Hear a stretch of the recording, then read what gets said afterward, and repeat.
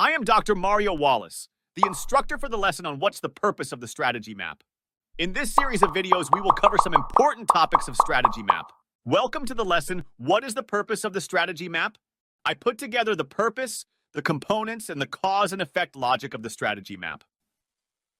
The strategy map is one tool of many balanced scorecard tools.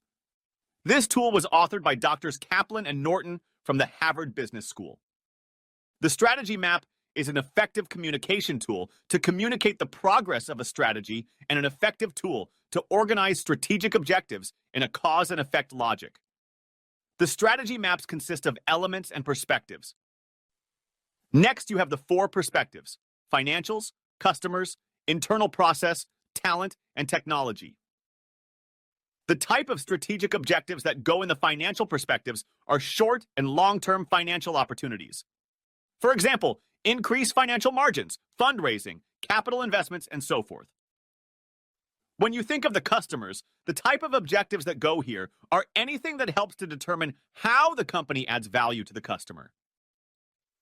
When you think of internal process, the objectives are related to the continuous improvement and critical process that adds value to customers. You must always create ways to refine the processes to add value for the customers. This is where all the effort is made to advance the strategy. When you think of talent and technology, the objectives are related to human capital readiness, how to recruit, hire, and develop and coach the talent to drive performance in the strategy. Information capital readiness is related to the type of technology to augment the skills of the people.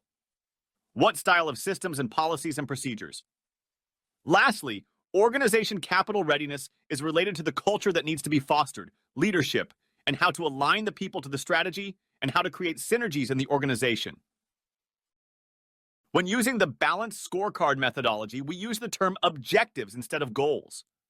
Our objectives are considered strategy because they directly align with the strategic vision and are organized in a way to align the organization. To effectively create a strategy map, you must develop the right objectives for each perspective, and you must align the objectives in cause and effect logic. Although when building out a strategy map, you want to begin with the financial perspective, I will start with the internal perspectives to explain the strategic themes. The internal process perspective has strategic themes that group together objectives such as pillars into an affinity. To the left, you have the pillar, the business performance objectives, and to the right, you have staff performance objectives. You build the strategy map from the top to the bottom, meaning you determine the financial outcome for the organization. Then you go vertically down the map and ask questions such as what we need to accomplish to achieve the financial objectives. When value to, we need to drive to the customers to achieve the financial outcomes. What internal processes do we need to improve to drive performance to increase value for the customers to achieve financial outcomes? Lastly, what talent and technology do we need to train, develop, and educate the human capital? What culture do we need to thrive in? What technology systems do we need to use to create value for the customers to achieve financial outcomes?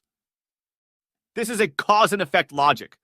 We recruit, we hire, we align, we develop our employees and leadership team.